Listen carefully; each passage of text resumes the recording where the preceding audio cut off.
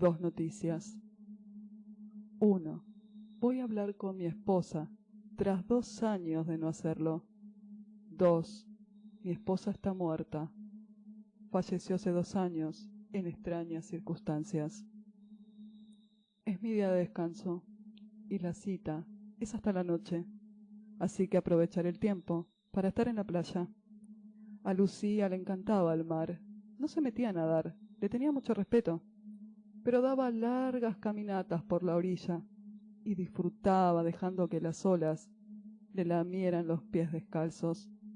Curiosamente, en una ocasión, me dijo que cuando muriera, el último lugar al que le gustaría que arrojaran sus cenizas sería el mar. Una noche soñé que me moría, y lo único que hacía era nadar y nadar en la oscuridad del fondo del océano, como un pez ciego. No le puse mucha atención en ese momento. Nadie toma con seriedad a una persona sana cuando habla de su muerte. Pero ahora lo recuerdo mientras meto unas latas de cerveza en la hielera y tomo un libro para tumbarme a leer bajo el sol. Soy entomólogo forense. Me dedico a estudiar los insectos que invaden cadáveres y que proporcionan pistas para atrapar asesinos. A los bichos les gusta dejar sus huevos en el rostro, los ojos o la nariz de las víctimas. La clave es relacionar los ciclos biológicos de los insectos con las etapas de descomposición del cuerpo, lo que permite aproximarse al momento en que ocurrió la muerte. Funcionan, en pocas palabras, como un reloj. Incluso se puede determinar si el cadáver fue trasladado de un lugar a otro. A los insectos también les gusta alimentarse de la carne putrefacta. Algunos de ellos son moscas, escarabajos, arañas, hormigas, avispas y ciempiés, y son voraces. Los restos de un adulto humano expuesto al aire libre pueden ser devorados rápidamente. Los entomólogos llamamos a la fauna necrófila, escuadrones de la muerte. Mi caso más famoso hasta ahora es el siguiente. Una familia se muda de casa. A los 2 meses, descubren y reportan el cadáver de un niño asesinado en el sótano. La policía los señala a ellos como los principales sospechosos.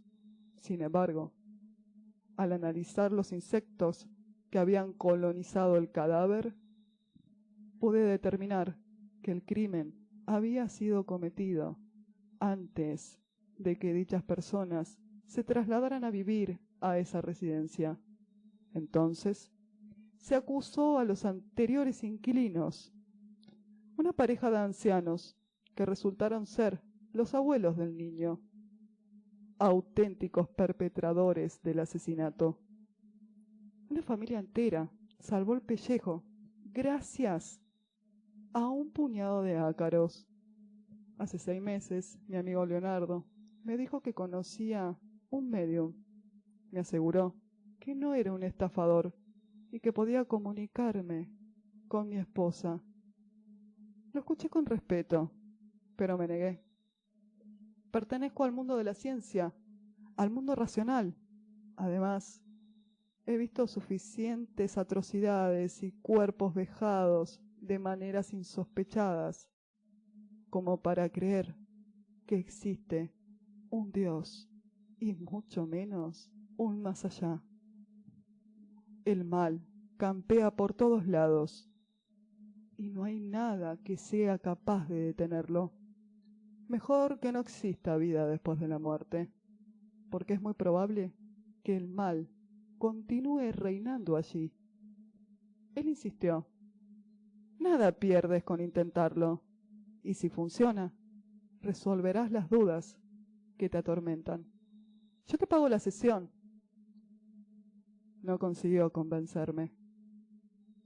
Fue hasta hace 3 meses, cuando decidí tomar en mis manos el caso de Lucía, que comencé a pensar seriamente en esa posibilidad. El olor de los gases que se desprenden de un cadáver es lo que atrae a los primeros insectos. Pueden percibirlo mucho antes que el olfato humano. A veces incluso invaden a una persona durante la agonía.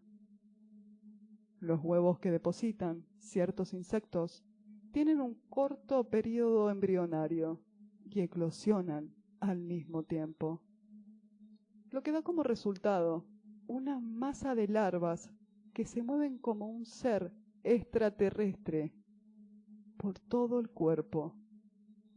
Las larvas son blancas y se introducen inmediatamente en el tejido subcutáneo.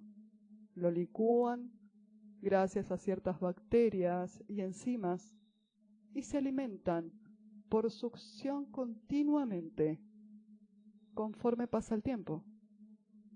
¿Y si el cadáver permanece sin ser encontrado?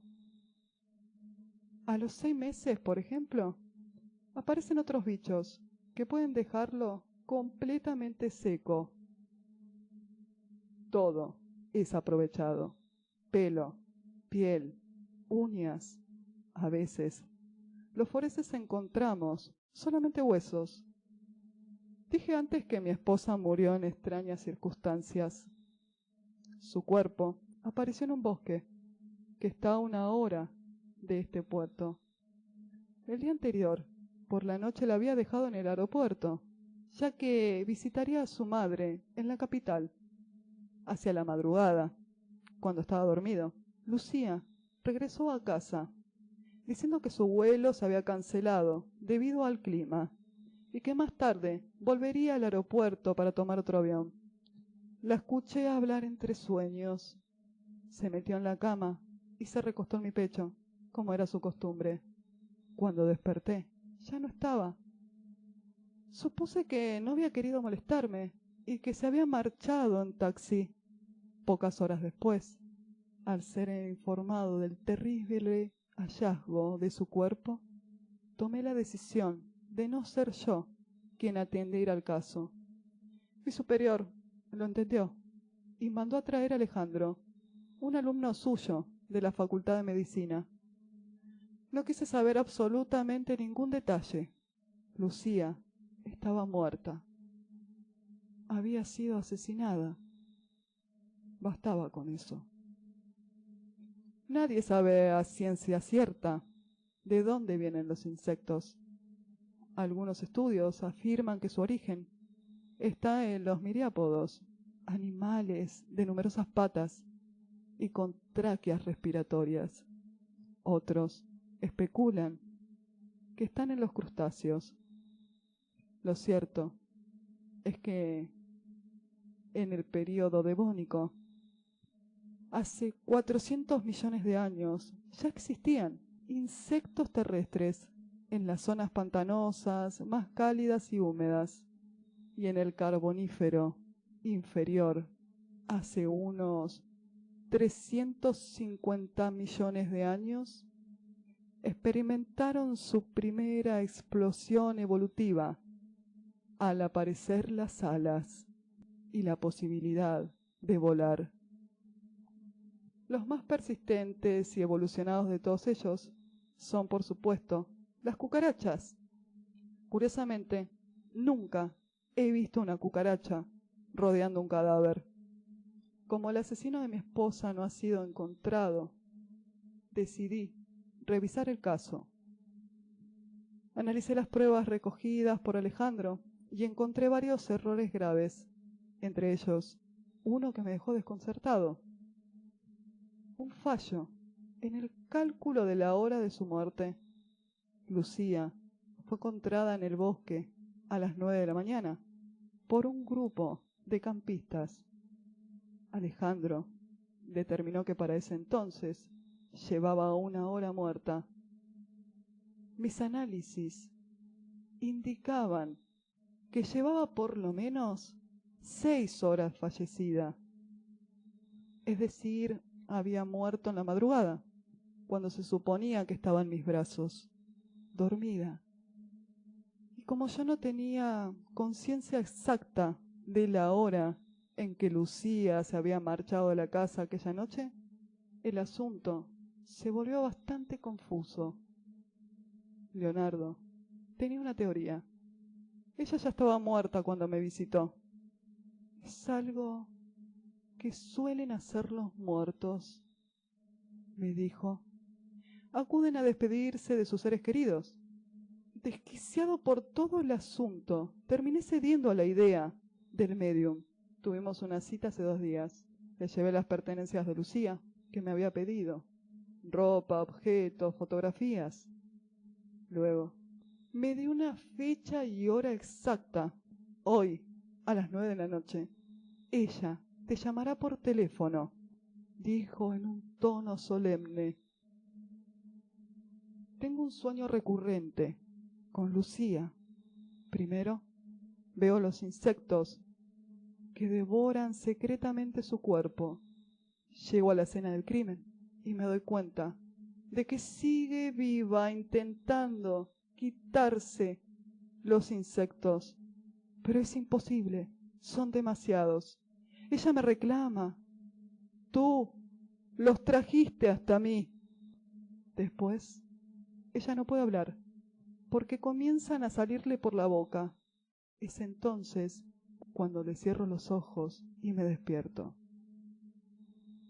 Faltan algunos segundos para las 9 de la noche. No he comido nada en todo el día. No tengo hambre. Estoy acostado en la cama.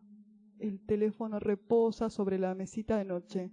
Miro el techo y me doy cuenta de que está agrietado y descascarado. Le hace falta una buena mano de pintura. Descubro una telaraña en una esquina. Algunos insectos muertos están atrapados en ella. De pronto, uno de ellos tiembla.